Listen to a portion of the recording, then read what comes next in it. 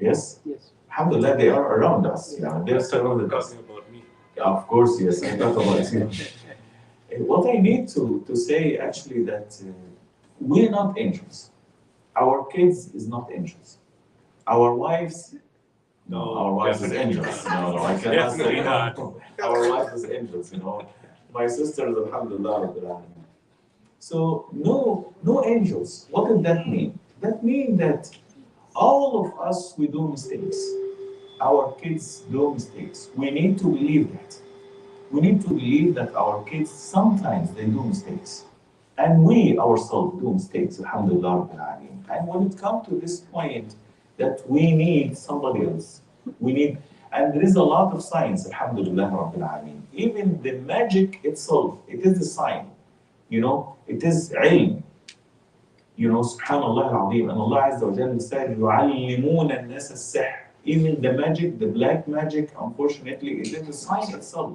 Allah Azza wa Jalla said that. You know, but about the magic, you know, it is a bad sign. You know, if you learn it, it is haram. And if you do it, it is kufr, disbeliever. If you do it, subhanallah al-azim. But my main point is because we're not angels and because this is the sign, so mental health is not for the people who is crazy. Sometimes when you say mental health, okay, it's meaning crazy. My son is not crazy. My husband is not crazy. Sometimes they are. You know, I'm not crazy. Why you talk about mental health? Why you talk about it? Actually, it is a big science, subhanAllah al-Azim. And let me say to you, my respected brothers and sisters, that the religion, alhamdulillah, Rabbil Alameen, or the ulama, for example, I'm going to give you just like a small example. If somebody, may Allah subhanahu wa ta'ala cure you and make you and gives you big and good health, inshallah, Rabbil Alameen. But if someone has a fever, for example, you know, he will come to the sheikh or he will go to the doctor. What do you think? He will go to the doctor. Yes, direct, he will go to the doctor. So why he will not come to the sheikh? Not everything on the sheikh or the imam, not everything. So if someone he has a COVID, la samah Allah, yani Allah forbid, if he has a COVID, you know, if he has a COVID, he will not come to the imam or to the sheikh. He will go to the doctor. The doctor, he will at this time the doctor gonna be the imam. Why? He gonna be has the knowledge, right? The imam will not say to him, "This is your treatment." No. So we have, according to the Sharia law, according to the Islamic study, according to Islamic law, we have something. Alhamdulillah, we can treat. You know, but the main thing here is the doctors. Alhamdulillah, Rabbil Alameen. May Allah bless him. Ameen, Ya Rab. I'm gonna give him the mic now to introduce this beautiful and wonderful topic and its knowledge. And all of us, believe me, it's not meaning that you are, Allah forbid, that you are sick, or your kid is sick, or your husband, I'm not gonna say, well, say wife, no more, you know, or sisters. So if someone in a house, he feels sick, that's meaning, okay, let's go to the council, or let's go to the doctors. It's not about that. It is general information. It is useful for all of us. We don't have to be sick or to feel sick in order to seek this knowledge, because it is a knowledge. But we have to know it. You know, matter of fact, you need to know it. You know, because in our society, there's a lot of questions raising up about all these matters. So inshallah, Rabbil Alameen, I'm going to give the mic to my brother, the doctor here. May Allah bless him. Inshallah, Rabbil Alameen, I give him the blessing. Ameen.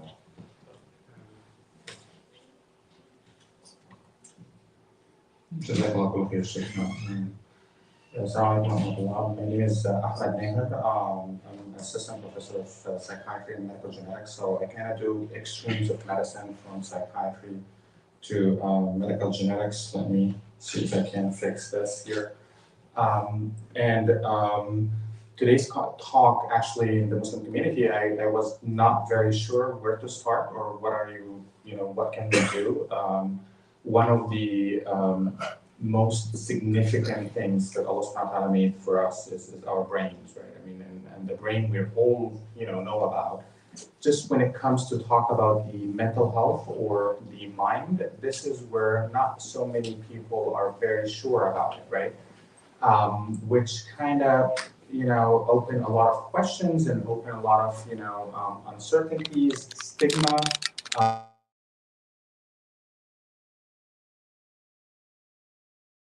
What is normal in general, and then we can talk about what is abnormal and when to seek help, for sure, inshallah. So, so mental health definition, there is no exact definition of mental health. It's basically a state of well-being, just being comfortable, being, I guess, quote unquote, normal. Um, and in order for you to be able to perceive the idea of mental health well-being, they defined it by mental health disorders or the inability or the presence of an impairment, whether this impairment is in your psychological condition, whether it's in academic or occupational functioning or social functioning. If you're having some difficulty maintaining your basic day-to-day activities, that's when we talk about abnormality or abnormality in mental health in general.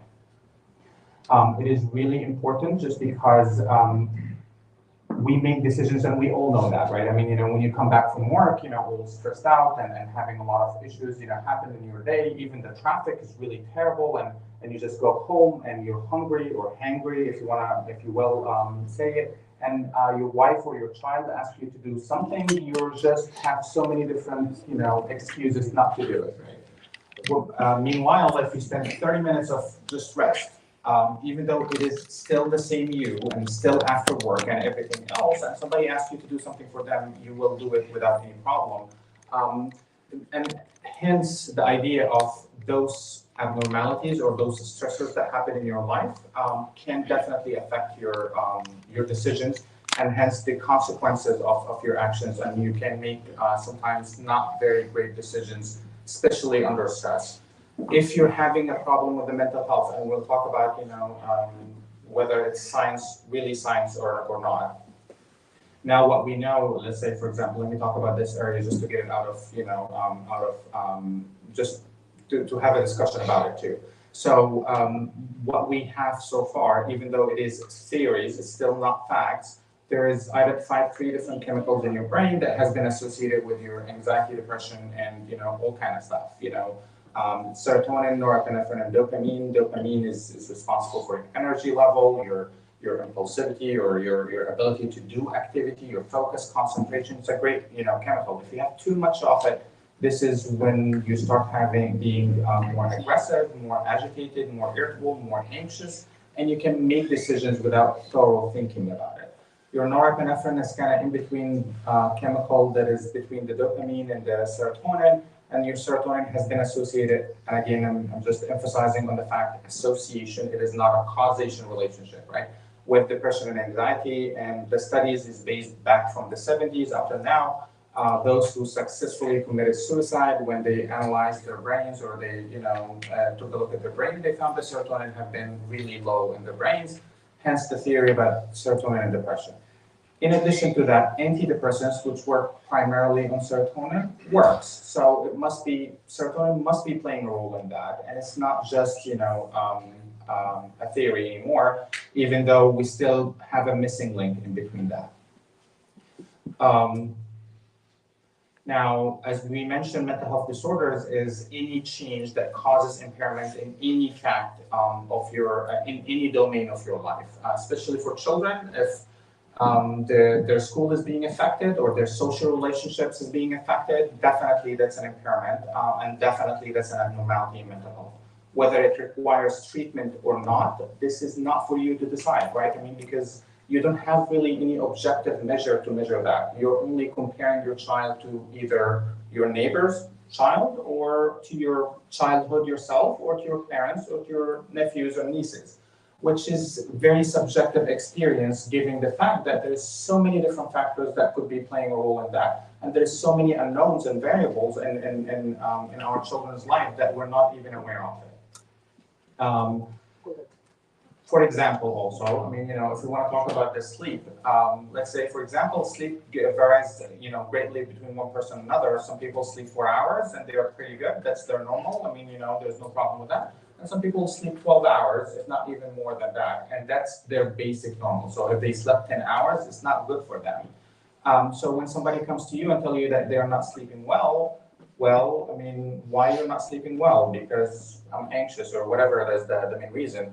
The only problem is we don't have a good idea about what is not sleeping well means, really, right? I mean, it's really, people mean different things with the same words.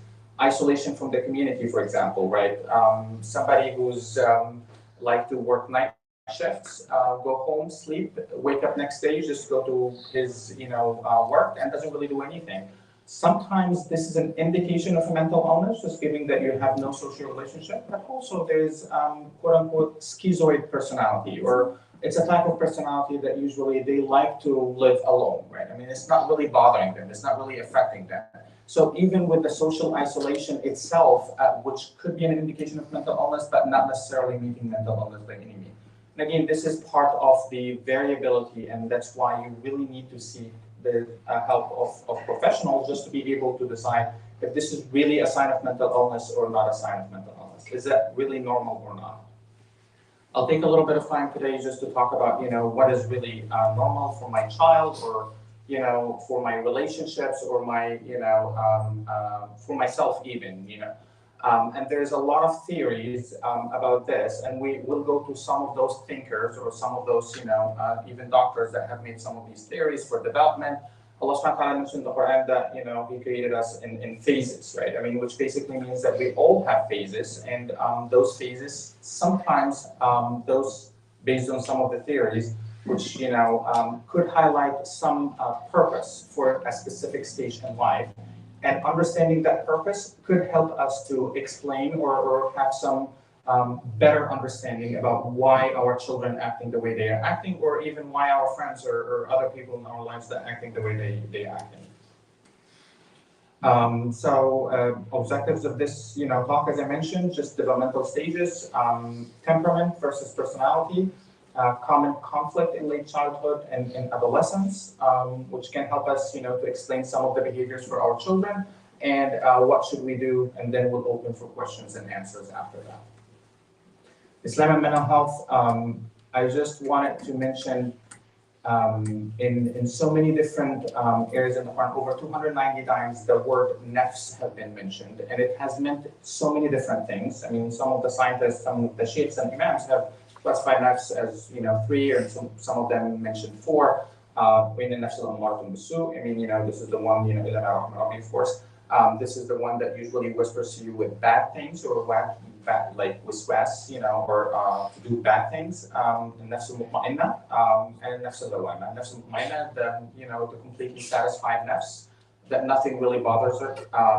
There's no anxiety. I mean, we wish all of us to be one of them. And nafs al-lawama is the one that usually reminds itself with the day of judgment. And if you did something bad, which most of us are, if you did something bad, usually you have some kind of parameter or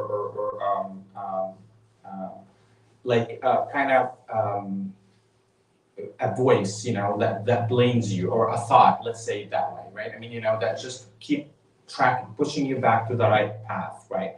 And just blaming yourself for whatever you did, and maybe reminding yourself with the day of judgment over that. And sometimes, some of the scientists talk about, an-nafs al-ghafila, which is the one that doesn't really care about anything, really, or feel like it's doing everything right, and there's no need to remind them.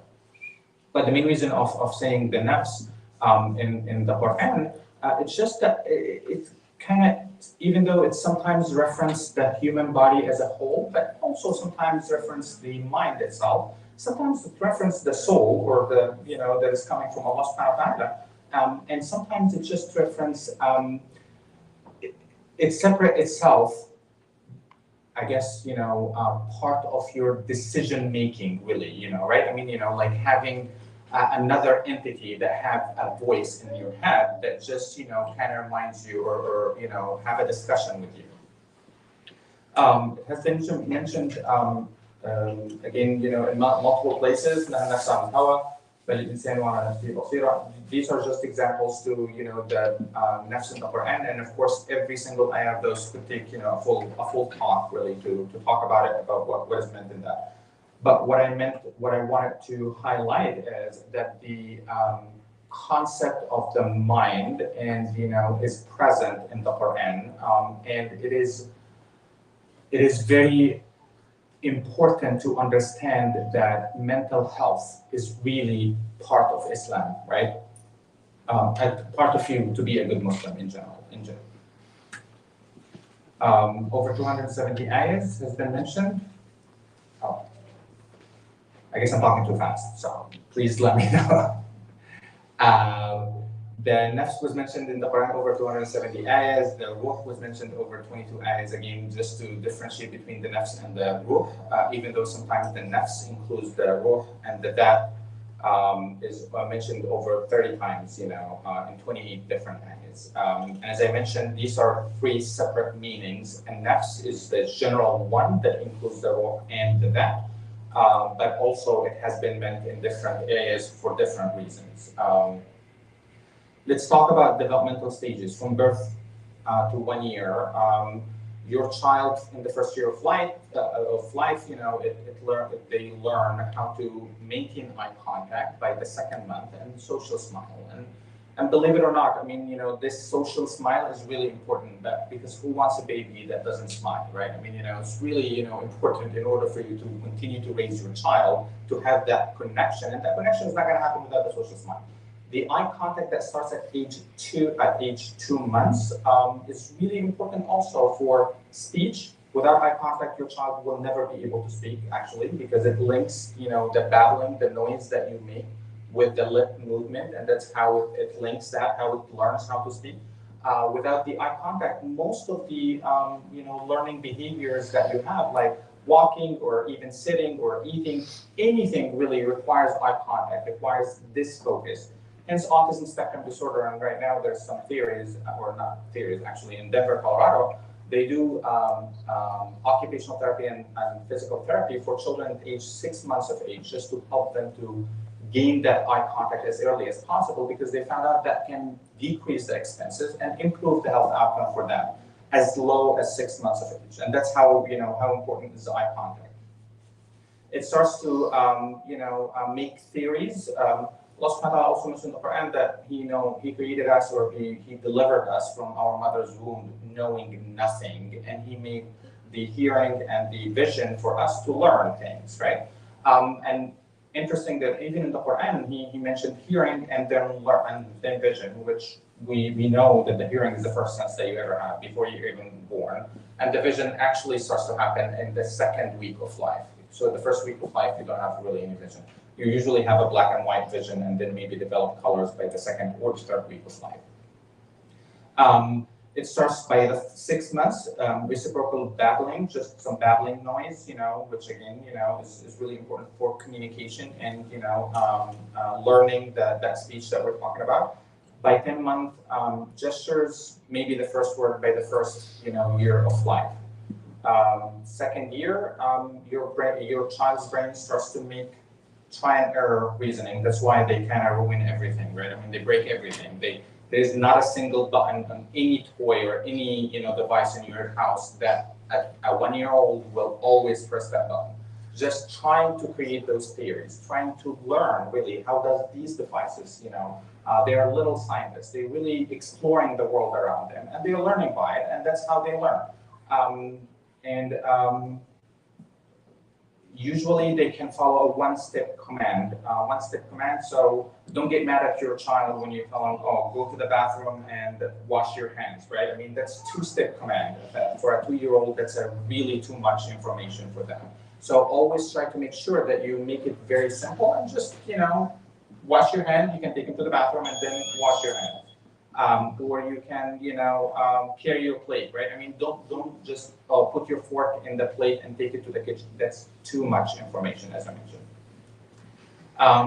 By 2 years also, they compete with other kids' toys. It doesn't really mean that they are ill-mannered, or it doesn't really mean that they are, bad children or anything at all. They're just competing for other kids' children, toys.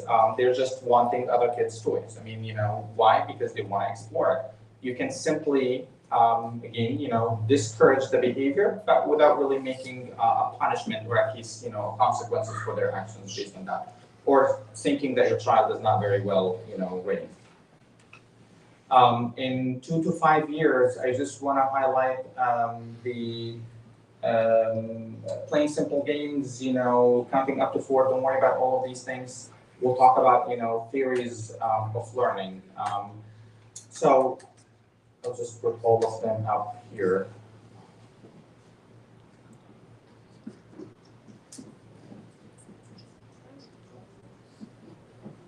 Yes. There you go.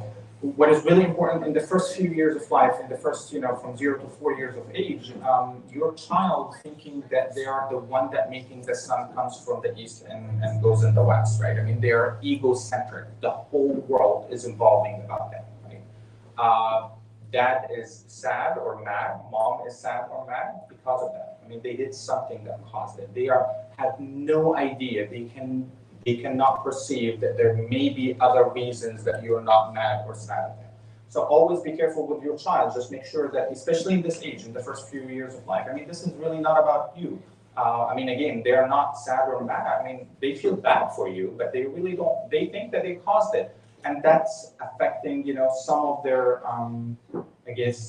trust and mistrust, which is one of the developmental stages. It can affect their self-esteem actually by letting them think that they are the main reason for that. So always just, use your words, just communicate with your child. Hey, I mean, this is not really you. It's just, something happened and at work, nothing to do with you. Always like that. Also, maybe we'll mention it also later. At that stage, they learn object permanence, and we'll talk about this also in detail. I guess by 6 months of age, let's say 6 months of age, if you showed a child a toy and the child tried to grab for the toy and you take the toy away, you hide it with a blanket right in front of the eyes of the baby will cry, right? You can uncover the toy and the baby will reach out for it, cover it, will start crying. Doesn't really matter how many times you do that, the baby will cry every single time. At 9 months of age, just show them the toy, the baby will reach out for it, cover it with a blanket, the baby will remove the blanket and take the toy, right? So the key point right there is, object permanence basically means that the child learned that things doesn't just disappear, right? I mean, earlier at 6 months of age, they're thinking that it disappeared from their eyes, it disappeared completely from the universe. They're not able to perceive that. So be careful always with what you want to teach your child, right? I mean, they might be not at the right developmental stage to learn, some of these, behaviors, and then you're trying and pushing your child hard, and he's just not able to see it, not because he doesn't want to learn it, he's just not capable of learning it, right? Which again affect the way that your child is going to trust, their self-esteem and their ability to take initiatives and just a whole lot of different complications. So always gauge where your child's developmental stage is, and if they're not able to learn a specific concept that you think is really important, just let it go for maybe a few, weeks, let's say, and try again. Not completely giving up on it. By the second year, they, again, they have a basic understanding of gravity, spatial relationship. They're able to categorize animals from artifacts. So, a 3-year-old baby knows the difference between an animal and a plant, right? And that's a huge difference. That's a huge thing. Because remember, the baby was born knowing nothing really at all, but they are able to make these connections and these basic, differences. Actually, they are able to classify objects. They can classify animals based on shape, right? Or behaviors too, like fish. Yeah, maybe they're not able to know that whales are mammals for sure, but at least they're able to know that they are fish. And we'll talk about why they are not able to understand that. Again, a 2-year-old, as I mentioned, is able to understand how a novel machine works that requires specific combination of blocks on it, right? So think about it as if you gave him a puzzle or a toy that requires two steps or two different ways of operating that, that toy, they will reach the conclusion and they will be able to, make it. They are, as I mentioned, little scientists. By 3-year-old, they can figure out how does it work and invent new ways of making it. And that's by, as we mentioned, pushing every single button that they can push. I think that, yeah, better. All right. Yeah. Let me get close to them. Switch. No. The switch. Okay. Yeah. By age 4, believe it or not, they're able to, figure out a machine that involves complex interactions of 3 different gears and switches, right? I mean, so they can turn switches on and off to figure out what is the right combination at age 4. And again, that's pretty good if you allow your child to do that, right? I mean, because most of the time we don't even allow our children to explore anything, really. Most of the time, just don't do that. Don't do that. This is not allowed. This is not allowed. Just give them some space to explore and learn and grow. They also, inductive learning, and we'll talk about that in Piaget's developmental stages. So Piaget have classified, the developmental stages for children in general, all the way to adulthood, into 4 different stages. The sensory motor, which lasts about 8 months, and this ends by object permanence, right? Once they are able to realize that your object does not disappear from existence, that means that they successfully finished the sensory motor stage. Now they go to 2 to 7 years old for pre-operational stage. At this pre-operational stage, the hallmark is that they are egocentric, as we mentioned before. They are just thinking that they are the center of the universe. Everything in the universe happens because of them. The operational stage from 7 to adolescence, this is the inductive, thought process, inductive thinking. Basically what it means, conservation of mass. For the conservation of mass, let's say a 6-year-old, you get a tall cup with water or with juice and short cup. Even though they have the same amount of Pepsi or juice, they will select the larger, longer cup, right? By age 7, they will be able to, to know that it's the same amount, right? I mean, so you cannot really trick them anymore. But it's really important, again, as I mentioned, to know that just because you shouldn't really get mad and, at your child because focusing on that the tall cup has more, juice, for example, just because they cannot really do better than that. That's all what they're thinking. Important that, from age 7 forward is the inductive reasoning, which basically means every single thing happening in them, they are just making theories coming from that. Like, they see a yellow cow and second yellow cow, that means that all the cows in the world are yellow. It's really important. I mean, it's really difficult for them to, persuade them otherwise, right? I mean, so every single thing happening, they take it's happened more than twice. Basically, they take it as facts. This is how they are learning or how they are establishing rules for that. Again, that's why you should not have a large discussion with a 7-year-old or even 9-year-old about, how does the world work or what is policies, of the world, or what is the shades of gray. Just make sure that they have very clear, delineated facts, ahead of them, especially in the belief system too. Your the formal operational stage, which is basically from adolescence. At that stage, they start having the deductive thinking, right? I mean, they can take rules out of a theory, let's say, if we talk about the dolphin or the whale and the fish example, inductive thinking, because they are in the water, that's why it is, fish, right? And that's the way that they are thinking. But for the deductive reasoning, because any organism or any creature that delivers, not deliver babies, I guess, is a mammal. Now we know that the whale and the dolphin is not really a fish. It's actually a mammal, not a fish. But again, you have to be able to wait till that stage Remember the same idea of the object permanence and trying to force your child to learn something that they are not able to see. Same thing with those stages. Those stages are just, these are just reference ages. This is reference, range. It's not really facts. It doesn't mean really as soon as you hit, adolescence, that means that you're be able to have deductive thinking, for example. I mean, this is not going to happen, and you should be aware of that. Social knowledge development. As we mentioned, these are, again, your baby at the first month, they're preferred humans over, non-humans in general. They imitate facial expressions. Remember, eye contact is really important to learn that. By 1 year old, they can imitate actions. And I think there's a commercial that, recently showing if you are responding to every single thing, in your life by yelling and screaming, and then your child starts yelling and screaming, please don't blame the child, right? I mean, because they're just imitating those actions. Oh, thank you so much. So that's very nice. Again, as I mentioned, you cannot blame them. However, yes. They learn social referencing. Robots, responding to a baby behavior, babies will treat it as a person, right? I mean, they don't have discrimination. They don't see colors, obviously. I mean, at that age too. By 14 months, 18 months, preschooler differentiate between fantasy, imagination, and reality.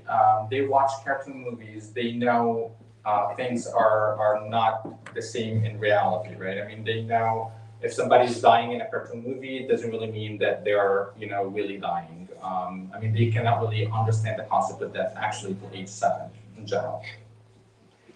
By 5-year-old starts to understand relationship between our belief and the world around us.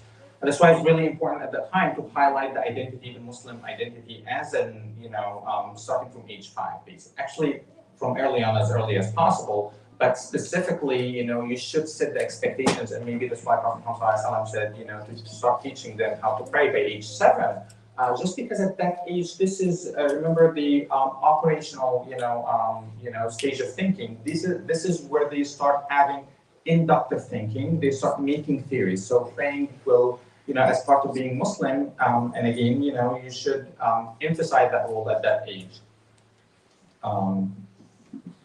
Psychosocial development. Now we'll go to Erikson, and Erikson is theory is just a major theme of conflict that happened in different age groups, right? And once we achieve competence in one of those, in this major theme of conflict that we have, we can move on to the next stage. And even though it doesn't really happen, it's not that simple, obviously, but it's really said a few things that is really important, and I'll just put all the stages here first. So trust versus mistrust in the first year and a half. This is by direct caring from your, caregiver. Did your caregiver pay attention to your needs or did not pay attention to your needs? This is really important because we believe, or we thought before, that babies have no idea about what happened to them. Actually, no.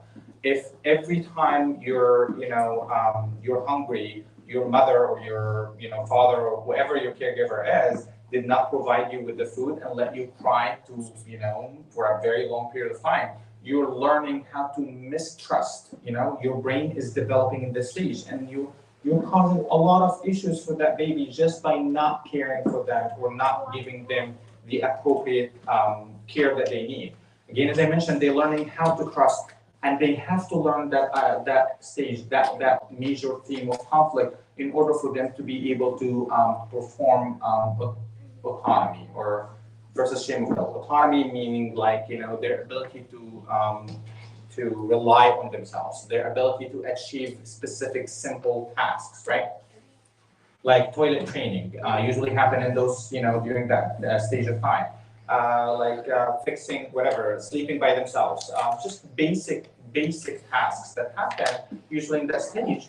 That is really important also to give your child the ability to perform them on their own rather than pushing them or not, rather than creating doubt or shame from their inability to achieve it. It does not really serve anyone, to do that for them. And usually this stage ends by age 3 at that time. Stage 3, which is initiative, taking initiative versus guilt, 3 and 6. So if you were able to achieve autonomy and you're able to trust your decisions, you can take initiatives in school, for example, and you can take initiatives in learning new things and new skills at school. Versus if you're always having doubts about your ability of learning new things, shame and guilt, basically in the earlier stage from 1 to 3, you always have that guilt with you, and you will always hesitant about starting or learning new skills. And here, the role of the parents is just to help them to achieve that autonomy stage, and at the same time, when to take initiative. You should always allow your child to take initiative on simple things, of course, in a controlled environment. Your third stage between 6 and 12 is industry versus inferiority. And this is your achievement in school. How well do you do at school? Do you really feel like you're industrious or you're productive in your school, or you're inferior to everybody else, right? I mean, and that's also, believe it or not, it's not necessarily by achieving, well, your teacher have a big role on that, but that's not the only thing. Your parents' support at home is also very important to achieve that, that feeling of achievement that you need to have by that time.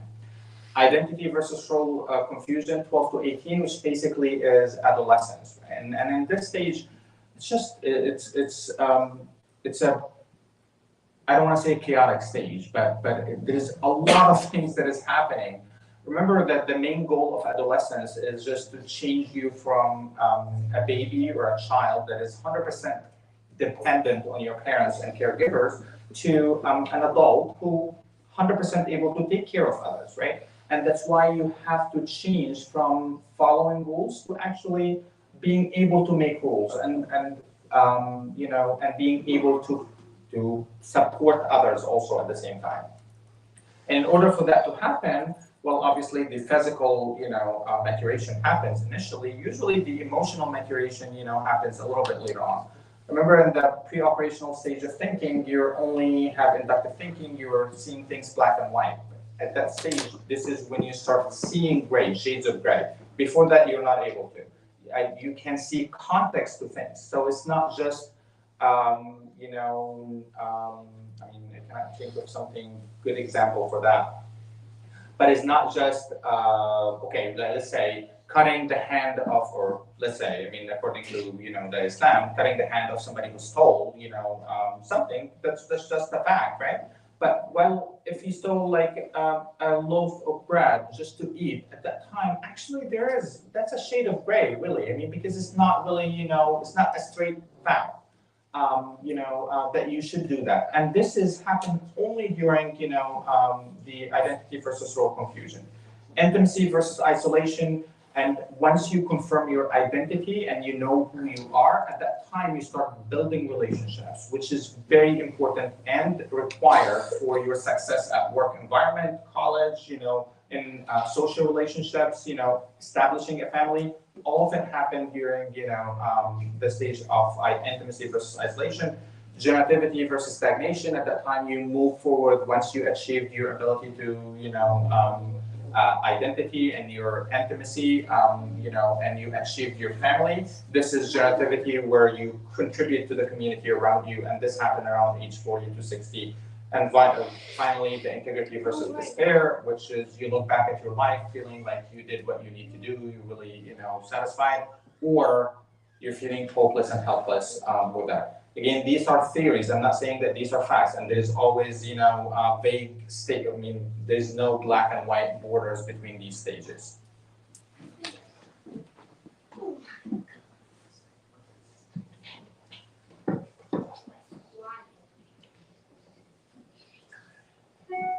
I don't know. I can hold it. I just hold it on that side. Better. Yeah, and this, as I mentioned, the preschool children, as we mentioned, capable of initiating activities, and that's why asserting control over their world, learning to achieve tasks and plan it. And it's really important for the patient support in order for this stage to be achieved. This is, remember, 1 to 3 years of old, 1 to 3 years of age. And if you're unsuccessful at this stage, will lead to initiative misfiring or stifle. which basically means you sometimes maybe miss on opportunities to learn things, or even come across as as impulsive or hyperactive, let's say it that way. Identity versus role confusion, and again, as I mentioned, this is for teenagers.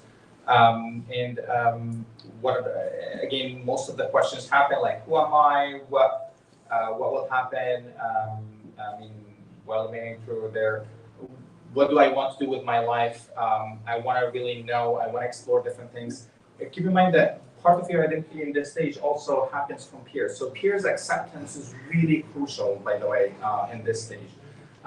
Remember that the main goal of adolescence is to achieve independence and autonomy and your ability to make your own decisions. So normally a teenager or adolescents in adolescent stage will, who's the figure of authority in their life? Are teachers, parents, that's the primary thing, right?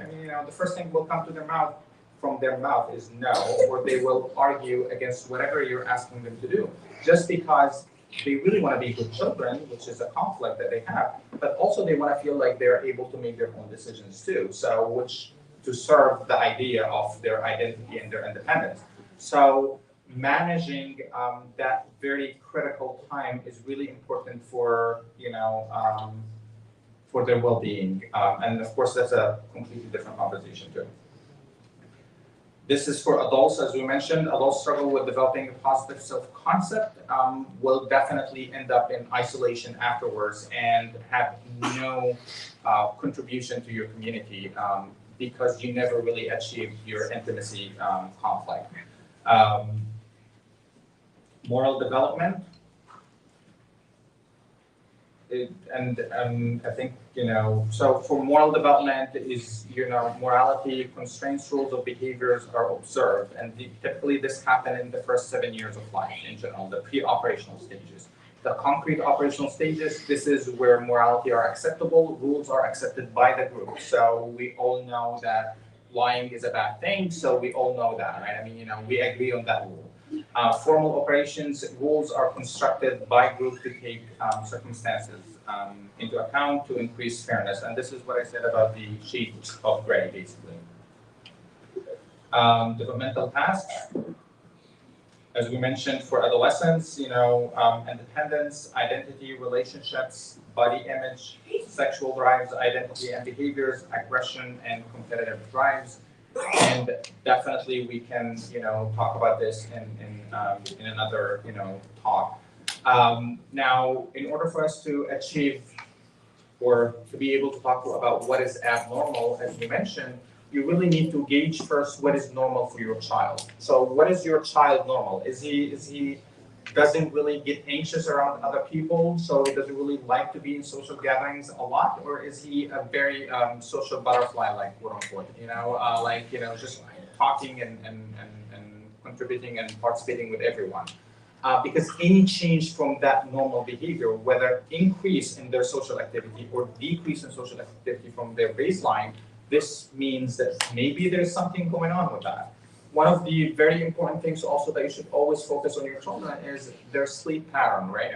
Sleep is crucial. Your brain cannot cleanse itself while you're awake.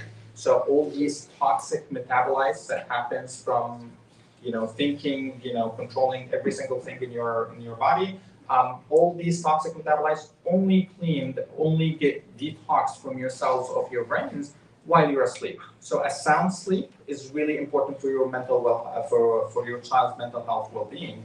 So any change in that, especially nightmares, but of course it's not after watching the horror movies. If they are watching horror movies, they shouldn't, obviously. But you should have an idea. Always ask them about the context of the nightmares.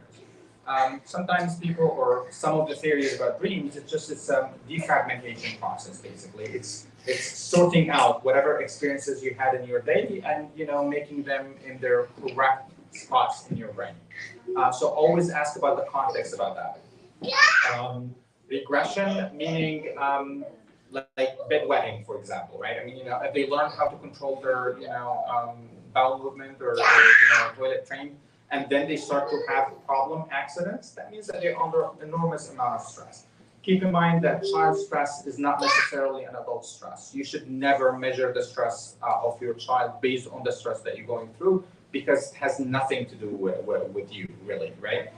Yes, you are a factor of it, but they are their separate entity and they see the world in a completely different way too. So try to see it from their own, perspective rather than from your own perspectives. Avoiding activities that they enjoyed in the past. Let's say they liked, riding a bike, and after that they decided they're not going to ride a bike anymore. Why did that happen? You really need to pay attention to that and need to explore maybe a little bit more. If they don't want to go to school. I mean, why did this happen? Basically, any deviation from whatever is normal, whatever is your normal daily activity is, it could be because of a form of stress. I'm not saying that requires an intervention, but at least requires evaluation, and they have to be evaluated based on that. For adolescents, it's a little bit,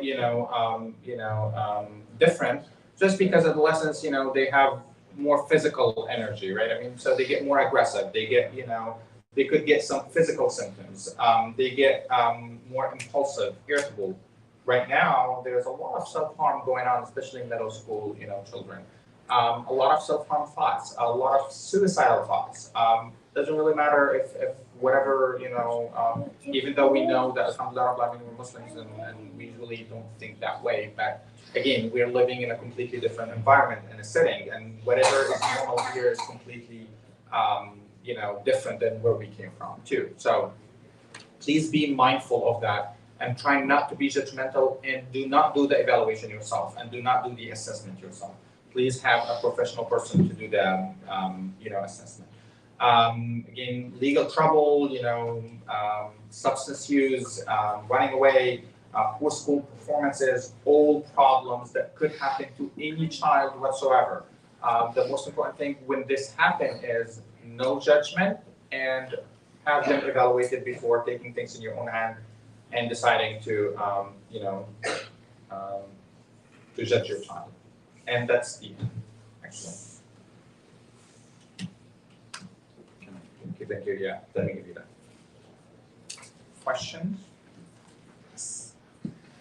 Assalamu alaikum wa rahmatullahi wa barakatuh. Welcome back again. Refresh, mashallah. Are you hungry? May Allah bless you. Ameen ya Rabbil Alameen. Actually, this really had a great value for what my brother, Dr. Ahmed, may Allah bless him, Ameen ya Rabbil Alameen, and bless his brain and his knowledge. It is really very big value. Subhanallah al-Azim. But I just need to emphasize about the difference between the soul and the self in the Quran. What is the self and what is the soul? Like our brother said, mashallah, the self is three different stages, like he said. But Allah Azza wa Jalla said, Bismillah ar-Rahman ar-Rahim, wa nafsin wa ma sawaha. And the self, that Allah Azza wa Jalla create this self. فَأَلْهَمَهَا فُجُورَهَا وَتَقْوَاهَا. Every single self, every single one, he has the ability to have both the badness and the goodness. And that's why Allah Azza wa Jalla in Surah Al-Insan, Allah subhanahu wa ta'ala said, بَلْ يُرِيدُ الْإِنسَانُ لِيَفْجُرَ أَمَامَهُ. No, in Surah Al-Qiyamah, I'm sorry. In Surah Al-Qiyamah, Allah Azza wa Jalla said, بَلْ يُرِيدُ الْإِنسَانُ لِيَفْجُرَ أَمَامَهُ.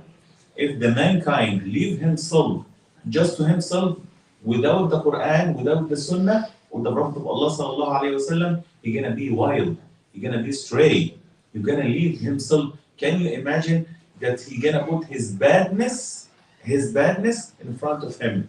يَفْجُرَ أَمَامَهُ. He's gonna put his badness as his imam. So Allah Azza wa Jalla talks a lot about the self. إِنَّ النَّفْسَ لَأَمَّارَةٌ بِالسُّوءِ. النفس, all. Allah Azza wa Jalla said, كُلُّ نَفْسٍ ذَائِقَةُ الْمَوْتِ. Every self. We say mistakenly, every soul gonna taste the death. Because we do not know the difference between the soul and the self. But Allah Azza wa Jalla talks also about the soul. Allah Azza wa Jalla said, end of the day, Allah subhanahu wa ta'ala said about Jibreel, that he is a Ruh al-Qudus. وروحا من عندنا. It's meaning he is Jibreel. Jibreel, you know Jibreel? Who's Jibreel? This one also is a prophet. Yes, he is the prophet of the angels. Of the angels, yes. So he is the angel, yeah, and he is the best of the angel is Jibreel. Peace be upon him. But Allah subhanahu wa ta'ala said, in order for not a lot of people to talk about it, وَيَسْأَلُونَكَ عَنِ الرُّوحِ. When they ask you about the soul, قُلُ الرُّوحِ من أمر ربي. This is from Allah subhanahu wa ta'ala. And Allah Azza wa Jalla said that He created the son of Adam, or He created the Adam, وَنَفَخْتُ فِيهِ مِنْ رُوحِي. Allah Azza wa Jalla blew with His soul, subhanahu wa ta'ala. So the soul is from Allah subhanahu wa ta'ala. وَيَسْأَلُونَكَ عَنِ الرُّوحِ قُلِ الرُّوحُ مِنْ أَمْرِ رَبِّي وَمَا أُوتِيتُم مِّنَ الْعِلْمِ إِلَّا قَلِيلًا. You get from the knowledge except for just little bit. Subhanallah al-Azim. But we really, I enjoy, alhamdulillah, what our brother, Dr. Ahmed, may Allah bless him, said. And now for question and answer for Dr. Since you have links on this presentation, will you be able to share that on the YouTube channel? After that. I do have a question Sure. on I'm not sure. Kids or people who talk in their sleep. Can you comment on that?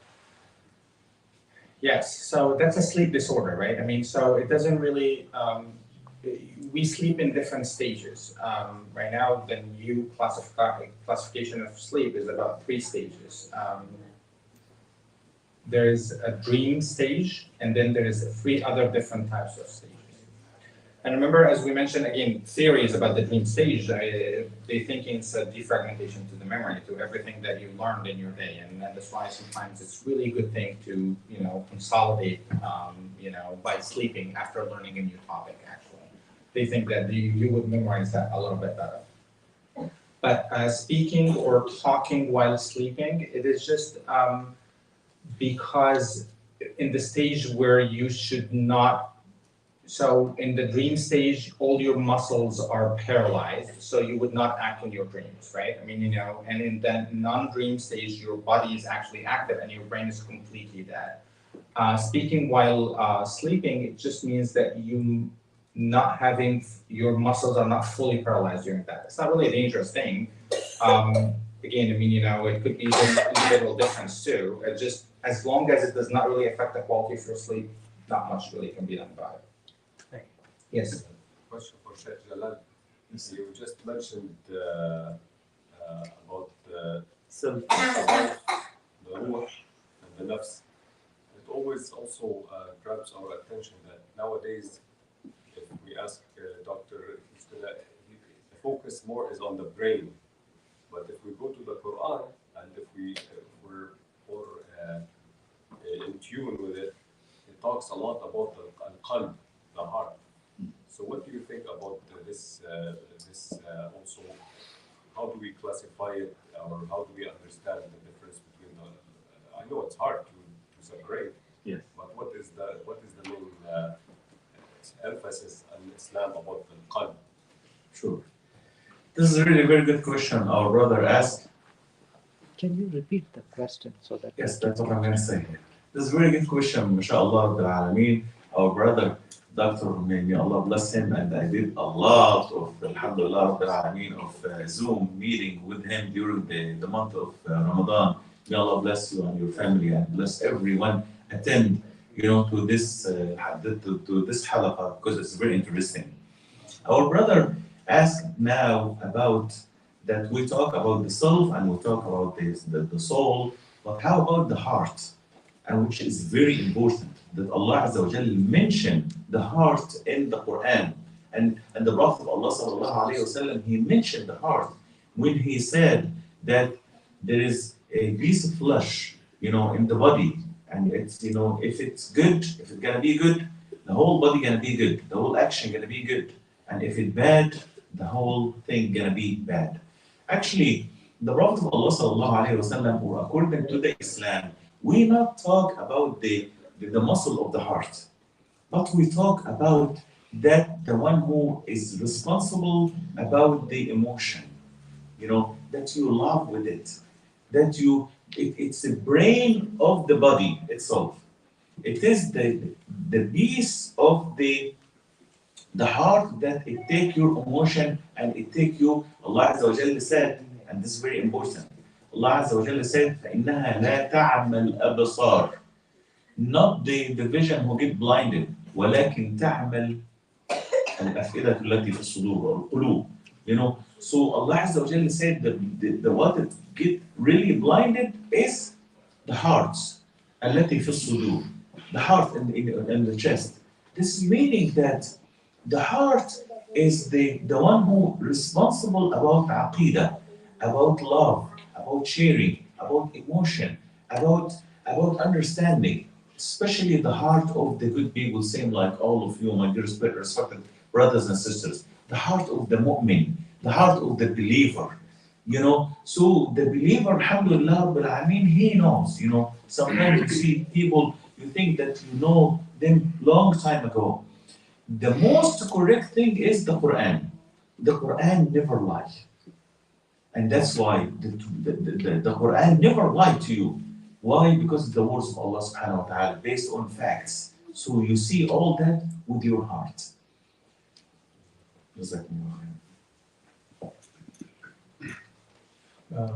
There's a question about what causes a 15-year-old refuses to do what she enjoys in the past. And of course, again, I mean, for a question like that, not doing what their or loss of interest in things that could happen from before, it's just basically a symptom of depression, right? I mean, it's a classic symptom of depression. However, it could be from other reasons too. It could be from anxiety, for example. Just of course a little bit more information needed, in order for you to have a better judgment on what is exactly the situation that we have and what are the things that she was enjoying in the past and then she stopped enjoying afterwards. But part of the classic symptoms of depression is loss of interest, lack of joy in things that you used to enjoy from before. If it lasted more than 2 weeks, that's basically a symptom of major depression. Keep in mind that that's not what decides a major depressive episode. You need to have 4 more symptoms in order for you to have a classic, major depressive episode that requires clinical interventions.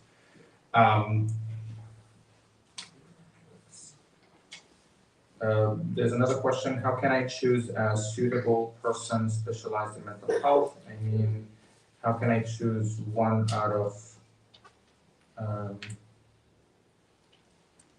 the sites and doctors? A lot of sites and doctors. And some of the resources on the website, I mean, you can find like, Psychology Today or NAMI is a great, resource. Sometimes your insurance company actually will have a directory of the best, available doctors, that could be provided for that.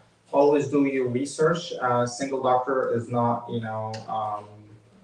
it's not the only doctor. I mean, if you didn't like your doctor, just please find somebody else. So, there's nothing wrong with that.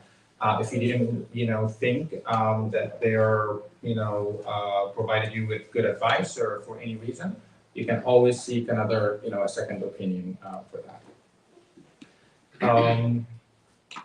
I just wanted to mention also the ayah. Yeah, go ahead.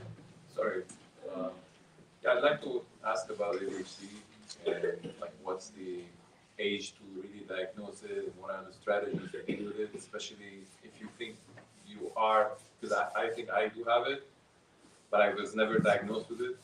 Yes. So ADHD, yes. I mean, this is the new, thing for modern age. Keep in mind that attention deficit, hyperactivity disorder, or predominantly inattentive type or predominantly hyperactive type. These are the two separate types of ADHD. Now, 20 years ago, we were not changing our focus or shifting our focus as much as we're doing right now. Right now, the average person shifts their focus over 160 times a day, right? I mean, that's just between your phone, your conversation, your whatever it is that you're doing. just constantly, taking a toll on your focus and concentration. ADHD is not a dangerous, meaning it does not require inpatient hospitalization, like for example, right? I mean, it's a disease or an impairment just because of your inability to sustain your focus for a very long period of time.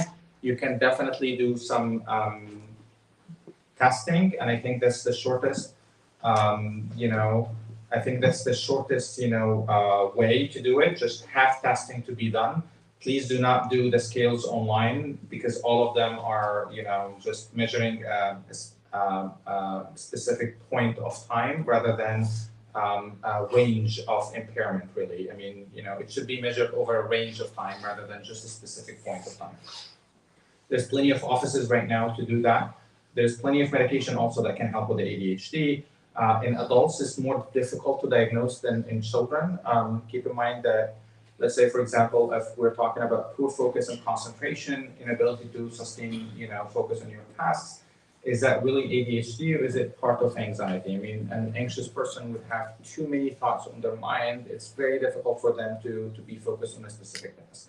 A depressed person have, too many, will be obsessed with too many negative self-loathing thoughts, all the time. That will be very hard for them to, focus on their tasks also, which will have impairment in focus and concentration. In addition to that, again, for example, bipolar disorder, right? I mean, when you have too many thoughts, racing thoughts in your mind, it will be very difficult for you to focus on your task. So even though the primary symptoms of ADHD is just the inability to focus or sustain, tasks, but it could be an underlying problem with that. And that's why professional evaluation should be, in addition, of course, to the testing overall for that. There's another question, is it normal for an 8-year-old to have big emotions similar to a teenager? Remember that it's always developmental stages, right? I mean, it just depends on how much your child has been exposed to. I mean, where is he or she at that specific stage?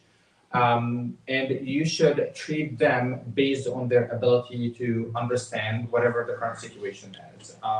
Rather than judging, the emotions, try to understand where is the emotions coming from. Try to role or lead by role or be role model, and just show them how to control those emotions, how to communicate some of these emotions. But again, if it's if it's an intense emotion to the point of physical aggression, for example, like slamming doors, breaking things, hitting people, that's definitely not normal, and should seek some physical help. If it's extreme emotions like crying or laughing, I don't know, depending on what type of emotion too. Thank you. So we'll, so as I mentioned, if it's aggression or include any safety risks or concerns, please seek professional help for that. It is very difficult to choose one when you can't. Okay, I guess. Should I find one who knows our culture and deen, or it doesn't matter? Of course it does matter. I mean, it does matter a lot too. Initial evaluation doesn't really matter. Yeah, sorry, yeah. I mean, this is just a follow-up question on the first part about finding mental health provider. Remember, we said different, resources.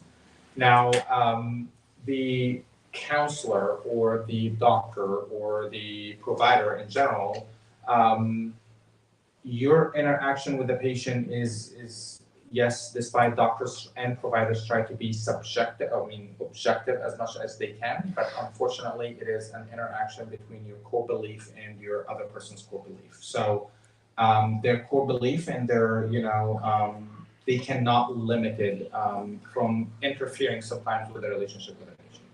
Now, again, as I mentioned, I'm not gonna judge, providers in general. I'm saying in the initial evaluation or in form of emergencies, yes, all doctors will do. There's no problem with that. In form of counseling, if you're looking for a long-term counselor or a therapist, meanwhile, I would rather, find a therapist that at least more familiar, if not from the same culture or, from the same religion too.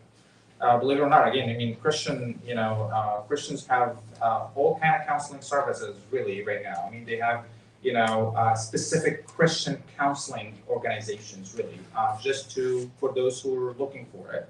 Same thing, maybe in the Muslim community we don't have much. Yes. So I have a question, maybe it's kind of geared for both of you expert. So in terms of like disciplining children, based maybe on phase of development that they're on, maybe you can discuss about that, and also whether maybe what is like the Islamic ruling, on disciplining children. بسم الله الرحمن الرحيم والصلاة والسلام على رسول الله عليه الصلاة والسلام. About the kids, Allah subhanahu wa ta'ala gives us a very important gift for all of us. As a Muslim, as a non-Muslim, gift. This gift is the Prophet of Allah sallallahu alayhi wa sallam. Do you think that anyone all over the world, he's busy more than the Prophet of Allah alayhi salatu wa sallam? Do you think so? He's the leader for the Ummah. At the same time, he's the good father, and he's the dad, and he's the husband. He has the time for, he said, خيركم خيركم to who? The best of you to his family. وأنا خيركم لأهلي. And the Prophet of Allah sallallahu alayhi wa sallam was the best for his family. So when you, with all my respect to your question, this is really very important, to find a time for your kids, to show them what they have to do and what they to be a role model to your kid, to your son or to your daughter. Who are they gonna see? They're gonna see their parents, the father and the mother. If I say to my son, for example, smoking is very bad. Don't ever, never think to smoke. Cigarette is very bad and smoke is really, really very bad. Okay? And at the same time, I smoke in front of him. So did I advise him? Of course not. This is not advice. Because he's gonna say that I'm lying at this time. So discipline is meaning that you say to him, you have to do that. But in order for him to understand and to obey you, you have to do it yourself in front of him. This commitment, this we have to do this. And we don't have to do that. Why? And the best thing, for example, the scholar said that in order to show your son how to do the charity, give him the money and say to him, go to to Brother Shahnawas and give him the money. Go, for example, to the masjid, or go to this, to this family, or go to this poor man and give him the money. So you implement that to him. So it's it's growing with him that he has to pay and to pay charity, and this is part of his life. If we do that, believe me, my respected brothers and sisters, take the Prophet of Allah sallallahu alaihi wasallam as a great example for us. You have the Sharia, you have the words of Allah subhanahu wa ta'ala, which is the Quran, and you have the Sunnah. Every single thing happened to the Prophet of Allah sallallahu alaihi wasallam. Wallahi, by Allah, we are lucky. We are so lucky. There is no Dalai Lama, like they said in the Quran. Everything with the Prophet of Allah sallallahu alaihi wasallam. But we like, the Islam is very easy. The Islam is very good and very easy. But we like, subhanAllah, to argue and argue and argue. Can you believe that there is a lot of argument about, if you put your hand, here to say Allahu Akbar, or you put your hand here, or you put your hand here, they did not even go to Al-Fatiha. They did not even say Allahu Akbar. They argue about, excuse my language, silly stuff. And you know what? The Prophet, Wallahi, one time I did, Wallahi, this is true story. One time I did Jum'ah prayer. And after I finished the khutbah, alhamdulillah, after I finished the prayer, there's 3 people, mashallah, 3 brothers, they came to me and they said, Sheikh, we're gonna redo our prayer. I said to them, why, what happened? Did I pray in the wrong place or something? Did I make direction to the Kaaba or different? He said, no, but actually because you did not put your hand. I said, oh, really? Are you serious? And he said to me, oh, the second one, he said to me, yes, because you did not put your feet like the way it's supposed to be. And it was swollen, subhanAllah al-Azim. So I take my socks off and I said to him, how about this case, my brother? Did you see it? So it doesn't, so unfortunately, we are the one who make our life complicated. We are the one who make our relationship complicated. You know, it is wallahi super easy. Do you think that the Prophet of Allah sallallahu alaihi wasallam in his house there is no problems? Do you think so? Do the wives of the Prophet of Allah sallallahu alaihi wasallam they don't have no problems? They did not make problem to him, and they are all our mothers. I'm gonna give you just a very small example. I'm sorry, I'm gonna take like 30 seconds, inshallah. Our beloved mom Aisha, she was so jealous, you know, about the Prophet of Allah sallallahu alaihi wasallam. Another one of the Prophet, of the wives of the Prophet of Allah sallallahu alaihi wasallam, she brings some sweet to the companions, and she put it just like that. So you know what our mom, Aisha, did? She come and she kicked it, and it's lost spirit everywhere. Can you imagine if this happened? Now we talk about the timber, right? If this happened to any one of us and his wife did that, what you gonna do? Or what you gonna do to her? Me myself, I will do nothing. Oh yes, yes, sir. You know what the Prophet of Allah sallallahu alaihi wasallam did? He smiled and he laughed, and he said to the companions, "Ummukum gharat ummukum." She's jealous is your mom. Why he said that? Look at the wisdom of the Prophet of Allah sallallahu alaihi wasallam. Gharat, alhamdulillah, she feels jealous, and this is real. But what he said, Ummukum, she is your mom. So no one of the companion thinking to go outside and say, you know what, the wife of the Prophet of Allah sallallahu alaihi wasallam did such and such and such. No, he said, Ummukum. Can you imagine if your mom did something wrong? You're gonna come to the masjid and say, hey, my mom did such and such. We will not do that. So look at the wisdom of the Prophet of Allah sallallahu alaihi wasallam. And he laughed, and everybody laughed because she is really jealous, and she is really our mom. Allah subhanahu wa ta'ala is the one who said that. So with the wisdom and with the alhamdulillah rabbil alameen to be grateful to Allah subhanahu wa ta'ala and thankful to Allah subhanahu wa ta'ala because this is amana and big amana. Your kid is amana between your hands, and to be role model to them and give them time. May Allah bless you. Ameen. Thank you for a great question. Thank you, Sheikh. So I'll just comment on the ways of discipline in general.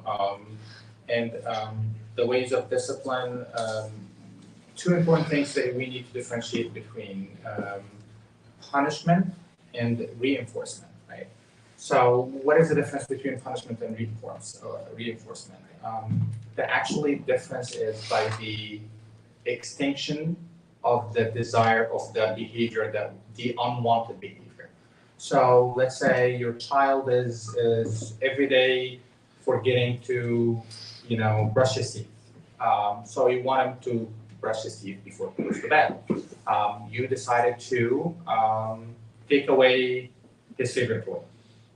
You took away the favorite toy. The child continued not brushing his teeth every day. Is that a punishment or not? Right? Why? Because actually the behavior continued despite the intervention that you decided to do. So actually this is called reinforcement. And the type of reinforcement is a negative reinforcement. The difference between negative reinforcement versus positive reinforcement is taking away something, you took away the toy, that's why it's negative reinforcement because the behavior continued to happen. If you want to change the behavior in your child, you need to try different approaches and continue to try those different approaches till you find the one that will produce the desired outcome, basically. Punishment could be anything, really. I mean, could be just not saying good morning to them, doesn't have to be necessarily like, slapping, hitting them, or, taking away their toys, or could be anything. You can make it in the form of punishment if your body language, your tone of voice, and you made it as big as, hey, I'm not going to talk to you and that's a very important thing also. Never ever say something forever, right? I mean, never say that I will take your toy forever. Because you know what? You know that you're gonna give him the toy again, right? Or the mom will do it, right? I mean, so or the brother or sibling. So always put a time stamp on it. Let's say I'll take it away for 2 hours, or for 3 hours, or for 2 days, or for 3 days. Children perception of time is different depending on the age group. A teenager, yes, 1 month is like 1 full year. A 3-year-old, 1 day is actually more than a year, in their life, right? I mean, so always be mindful of that. It's just because at the same time, what is really going to produce the change in the behavior is the hope of the outcome, really, rather than if you make your child hopeless, there's no point of them to change their behavior. They will never change, right? Now, a child will never, let's say, parents sometimes think that they are, these are children, they are the one that's supposed to be changing. Actually, no, that is not right. You're the adult in the relationship. And you're the one that, need to change the way that you approach a specific, situation in order for your child to change that situation. Otherwise, don't blame anybody, which is part of the question here is, can the effects of bad parenting be reversed or not? And okay, let's just and Allah subhanahu wa ta'ala also said in the Quran, سنريهم آياتنا في الآفاق وفي أنفسهم حتى يتبين لهم أنه الحق. When it mentioned an-nafs, right? Also, just for that, it's so complicated. I mean, it's more complex than the whole universe, really, right? There's layers and layers, and again, I mean, we can talk about it in hours, really, for sure. But the most important thing, if we assume that, that we're trying to do the mind in general, which is present in your brain, there's a concept called neuroplasticity, really. The neuroplasticity is your brain is able to perform new connections in the first 3 years of life. Okay, so what makes a baby not able to do nothing at all? Even though they have a fully formed brain, but they're not able to talk or walk or eat or nothing really at all. Even though the brain is fully formed, there's no connection between different areas of your brain. So in the first 3 years of life, the genes associated with synapse formation or making those connections, they are super active. After that, they will stop working afterwards. So you make a lot of connections. You actually over-connect your neurons, every single area in your brain with every single area. And that's why the baby, when they start walking, they are kind of clumsy, and they're, when they are talking, all these nice things. It's just because there's a lot of waste of energy. There is too many connections over there. The same thing for the behavior, by the way. I mean, that's why the babies are able to make theories. Sometimes the adults are not able to do it, just because they have so many, every single area in their brain is over-connected with every single area too. And that's maybe one of the definitions of intelligence, is that over-connection, actually. But once you achieve a specific, desired behavior, like let's say walking, now there's a specific tract that will be highlighted in between a specific area in your brain, like let's say the motor cortex and the muscles of your feet, for example, and the cerebellum, or the area where your balance is, right? That connection, once it's established, you'll eliminate every other connection, or you try to eliminate most of the other connections, so you do not have that waste of energy, and you perfect your movement. So now when you're walking, you're not really thinking too much about it, right? I mean, it's just because that track, think about it as a highway. Same thing for behaviors. That's why smiling at a bad behavior at a 2 years old child is really one of the worst things that you can ever do for anybody, really, at all. You're not doing any favor for anyone. Why? Because you're highlighting that specific track for them.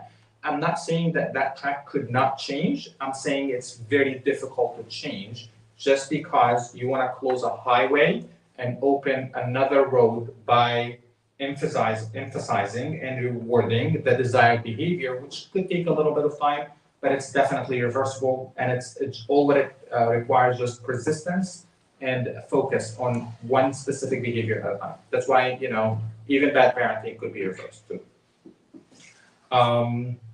What is the difference between psychiatric and psychologist, and how do we know who to choose for our child?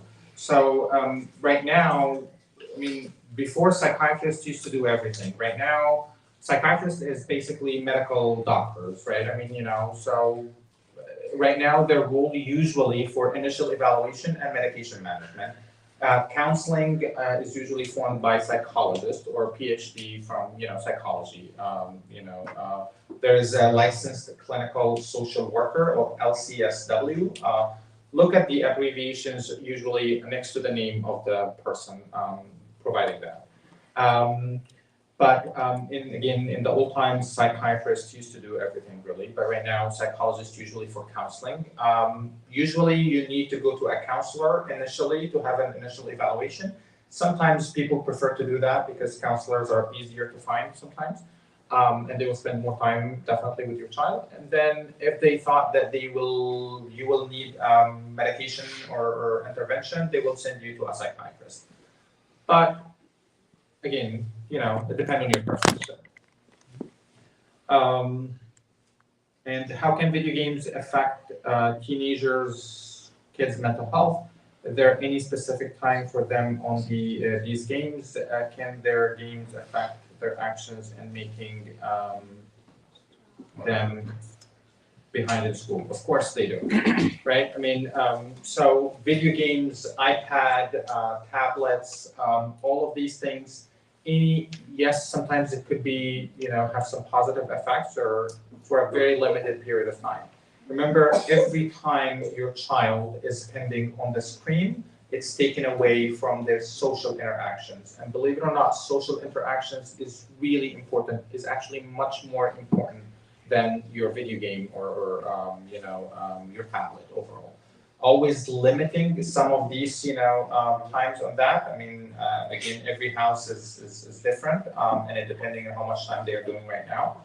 They're doing like an hour, maybe 30 minutes. If they're doing 10 hours, maybe 4 hours or something, not more than that. Yes. I was going to say, sort of commenting on that actually. So I think especially it's important to acknowledge, like, for the modern day youth we have, that we see like the new generation, especially as you mentioned, like with all the tablets, the smartphones, particularly like the social media, like the TikTok, Snapchat, and then even many of the shows that they put nowadays for the kids.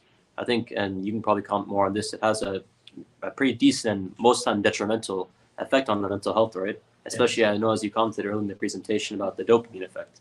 And I think one thing that we realize is our generations nowadays, they're exposed to a lot of more, I think, dopamine spikes than previous generations before technology. And technology there is supposedly to make our lives easier, but I think we see due to this, there's a lot more depression, especially within adolescence. How would you say is a healthy way, especially for this age group and people dealing with you, their parents, to approach this healthy social media use and the boundaries? That's a very difficult thing to achieve, obviously, right? Just because, as you mentioned, right now, not so long ago, computers were the most important thing in technology. Right now, your 3-year-old knows how to use a tablet or a phone, better than the parent themselves. Remember, in adolescence, the problem is peer acceptance too, right? So they always constantly seeking peer acceptance. And if you added that into the conflict of my identity and I want to be independent, and because I want to be independent, I have to be standing up for my parents or my authority figure in my life, but I have to also be accepted by my peers. That's just a lethal combination, because that means that that social media like Instagram, Snapchat, all of these things is always have a higher hand or upper hand in influencing your child behavior rather than you yourself. So rather than resisting the whole thing, just make an open relationship with your child. Limit the amount of time, but at the same time try to promote the mental health of your child first, before they are in that world in general. work on their self-esteem, work on their identity, help them to feel accepted, help them to feel successful by delineating smaller tasks. Have that open communication. Remember, it's a counseling. You're not controlling their life. Your ultimate goal is for your child to be independent and successful anyway. So have that line of communication open, so at least your child will consider you as a counselor, if not as a parent, right? I mean, so because shutting down them or trying to control it, there's no point. I mean, you can never control your child's access to internet.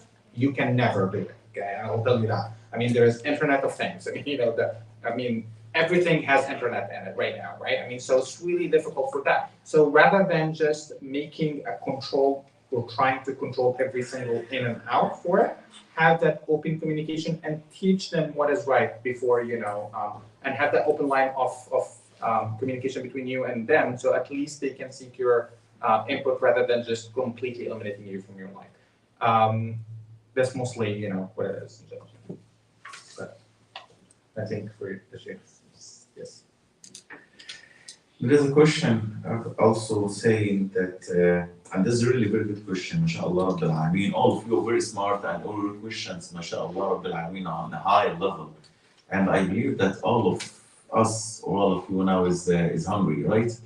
Yes, yes, I believe so. The only one who will not eat is the people in the house. They watch this in YouTube. SubhanAllah, Allah bless everybody. What is the Islamic solution for depression? I can say to you, really, I'm not gonna ask you what is the cause of this depression, because there is a thousand cause for it. But it's the very good solution for it is the relationship with Allah subhanahu wa ta'ala.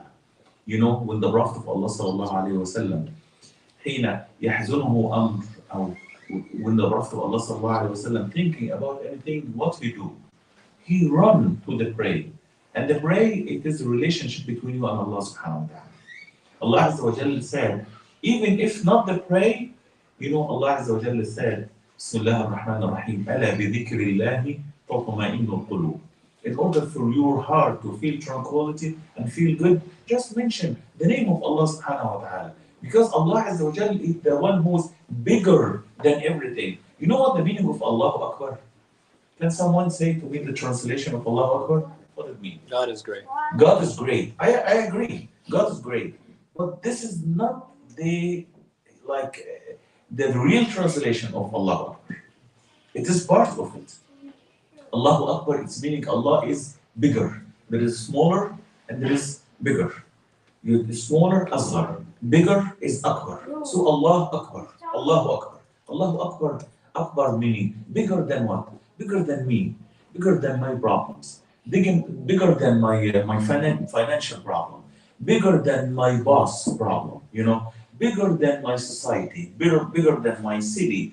Bigger than everything. So Allah Akbar, Akbar. So that's why when you have depression, when you have some anxiety, when you have, and all of us, this is one of the facts at these days, because there is a million reasons, 1,000 reasons every day for that.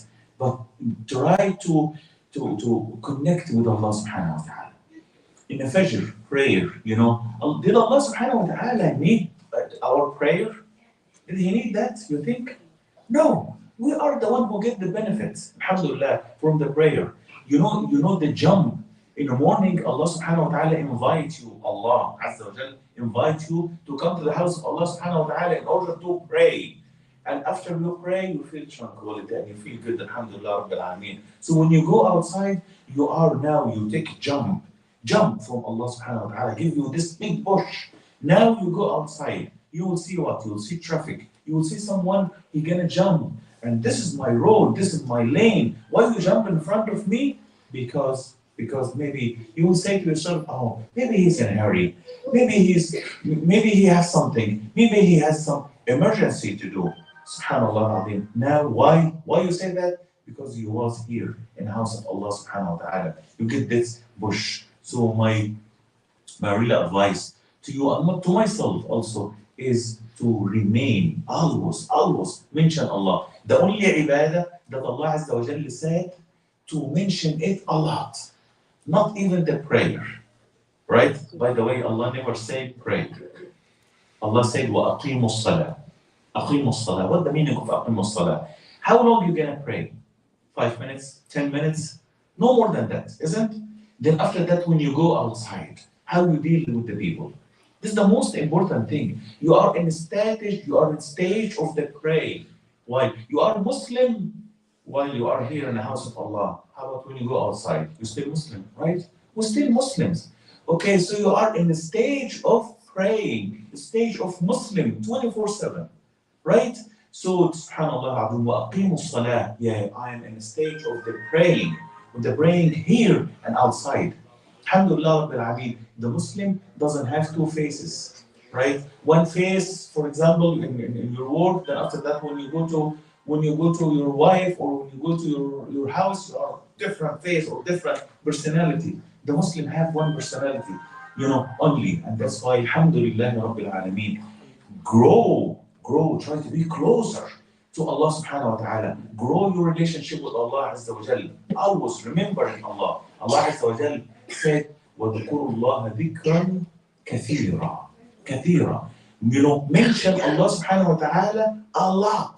This is the only ibadah that Allah subhanahu wa ta'ala said a lot. When you mention Allah with your tongue. You don't have to do an activity, physical activity. Mention Allah subhanahu wa ta'ala and remain with the Quran and with the Sunnah of the Prophet of Allah sallallahu alaihi wasallam. Check. Could you comment on one thing? Because Yes. I think subhanAllah, many of the times we have this preconception that if you're depressed, it means you're a bad Muslim or that you're away from Allah subhanahu wa ta'ala. But maybe you can comment check that even the Prophet in the best of creation, he also faced depression in his life too, right? Yes, Allah yes, revealed Surah Al-Baqarah, right? of course. Like I said to you, there is 1,000 reasons for you to be, I'm mad, I'm angry. What should I do? There is, subhanAllah, wallahi, I have brothers, they come to me to the masjid and say to me, my brother, I'm not feeling good. I said to him something, physically. He said, no, physically, I'm good. Did your business is okay? We have more than business, alhamdulillah, Rabbil Alameen. Something happened, your family, okay? Yes, but I'm not feeling well. I'm not feeling good. He's angry. I said to him, why? My brother, go ahead, grow, start another relationship between you and Allah subhanahu wa ta'ala, especially at night. Nobody's seeing you. Only you and Allah subhanahu wa ta'ala. And just pray 2 rak'ah. Say, oh Allah, Allahu Akbar. Talk to Allah Azza wa Jalla. Talk to Him with any language, English, Arabic, Urdu, Farsi, any language. Talk to Allah, He's the Lord. Talk to Him. Say to Him, oh Allah, I need you. Well, you are my Lord. I need you. I'm in desperate need. What should I do? That's why, the beautiful dua. وَلَا تَكِلْنَا لِأَنفُسِنَا طَرْفَةَ عَيْنٍ. Oh Allah, do not let us rely on ourselves a blink of eye. Can you imagine? Why? Wallahi, why Allah? If Allah Azza wa Jal did not send to us the Quran and the Sunnah, and He leaves us to ourselves, we're gonna eat each other. And if we did not find nobody to eat, we're gonna eat ourselves. Our own self. That's us without the Quran. Great gift from Allah subhanahu wa ta'ala is the Quran. Great gift from Allah subhanahu wa ta'ala is, they make dua now? Inshallah, yes. So great gift from Allah subhanahu wa ta'ala is the prayer, to be closer to Allah Azza wa Jal. More you are closer to Allah, more you feel tranquility, more you feel good. Alhamdulillah Rabbil Alameen. Before my advice to you, my dear respected brothers and sisters, after you finish your work, do not go to your home direct. Come to the house of Allah. Pray, whatever. Come, pray. Even 2 rak'ah in the house of Allah. Then after that, wallahi, when you go, you see your wife, you say to Assalamu alaikum wa rahmatullah. But before that, you will say, nobody talk to me. Yes, I agree. Because you have a bad day. Or not a bad day, you have a busy day. And who wasn't? We are in a busy society here, especially in America, right? In the morning, you are rushing to go outside and run. Subhanallah. When you come evening, you have a lot. You see a lot during the day. But you know what? Your wife, subhanallah, may Allah bless them and bless all our sisters and our wives and our wife. And bless all our mothers and bless all of them. Ameen, Ya Rabbil Alameen. She is more than you. Subhanallah. If she working or if she do her job, it's full time job, in a house by herself. So where is the connection here? The connection here is someone he has. We didn't want the clash to be happen, right? And from there the divorce happening, and from there you say, why I did that? Just calm down. Like the Prophet of Allah sallallahu alaihi wasallam, he said, when one of the companions, he came to him and he said to him, advise me. He said to him, لا تغضب. Do not be angry. He said to him, and what else? He said to him, do not be angry. And the third one, he said to him, do not be angry, and you will go to paradise. May Allah subhanahu wa ta'ala gather us together, inshallah Rabbil Alameen, as He gathered us together here in His house, to gather us together, inshallah, with the Prophet of Allah sallallahu alayhi wasallam in the highest level of Jannah. I ask Allah Azza wa Jal to make all of you healthy, inshallah Rabbil Alameen, to make your heart healthy, and to make all your life healthy life, inshallah Rabbil Alameen. And to Allah subhanahu wa ta'ala prevent all of you from all kind of badnesses and sicknesses and viruses. And I ask Allah subhanahu wa ta'ala to give you a very long age, and you spend it for the sake of Allah subhanahu wa ta'ala. I ask Allah Azza wa Jal to bless your heart and bless your time. Blessing is so important, to our life. I ask Allah Azza wa Jal to give you the peace, and gives you the tranquility, and gives you the to be satisfied with Allah Azza wa Jal subhanahu wa ta'ala, in order for Allah Azza wa Jal to be satisfied with us, inshallah Rabbil Alameen. My dear respected brothers and sisters, watch Allah subhanahu wa ta'ala. Watch yourself. This is amana, wallahi. And I thank all of you, mashallah, you bring your kids and your children here, alhamdulillah, Rabbil Alameen, in the house of Allah. And this is very important. Let's bring your kids to the house of Allah. Bring them to the house of Allah subhanahu wa ta'ala. From where the Prophet of Allah sallallahu alayhi wa sallam, he ruled the whole ummah. From where? From the masjid. Yes, from the masjid. If we have aqiqah, we do it where? Here in the masjid. When we have the event with the doctor, may Allah bless them, Ameen Ya Rabbil Alameen, we do it where? In the masjid, in the house of Allah, wedding in the house of Allah. If Allah forbid, subhanallah al-azim, if janazah, in a house of Allah. Everything in a house of Allah, subhanahu wa ta'ala. This is the big push, and this is وَاعْتَصِمُوا بِحَبْلِ اللَّهِ جَمِيعًا. This is the house of Allah subhanahu wa ta'ala, and from there we are started. أقول قولي هذا وأستغفر الله لي ولكم جزاكم الله خيرا آمين يا رب العالمين. And we thank our brother Dr. Ahmed, mashallah Rabbil Alameen, for all of his time. May Allah bless you, may Allah bless all of you, with respected brothers and sisters. Ameen Ya Rabbil Alameen. And there's more barakah in having dinner together, so we make commencement for the dinner after Isha. Inshallah, after Isha, inshallah, we have food here, inshallah, and it's blessing, alhamdulillah, Rabbil Alameen.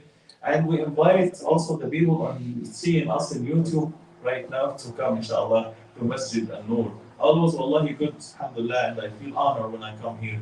Alhamdulillah, Rabbil Alameen. May Allah bless you, Ameen, Rabbil Alameen. Assalamu alaikum wa rahmatullahi ta'ala wa barakatuh.